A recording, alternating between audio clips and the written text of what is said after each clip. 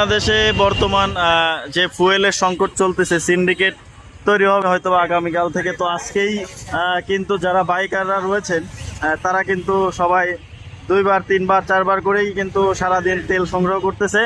তো দেখেন কি অবস্থা। আমিও সকাল থেকে 2বার নিচ্ছি, আরেকবার আসছি।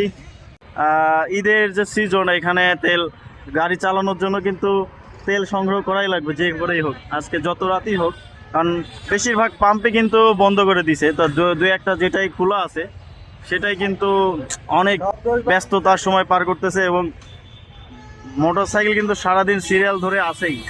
অনেকে আছে ড্রেস পরিবর্তন করে আসতেছে, মোটরসাইকেল পরিবর্তন করে আসতেছে, যেভাবে হোক কিন্তু তেল নেওয়াই লাগবে।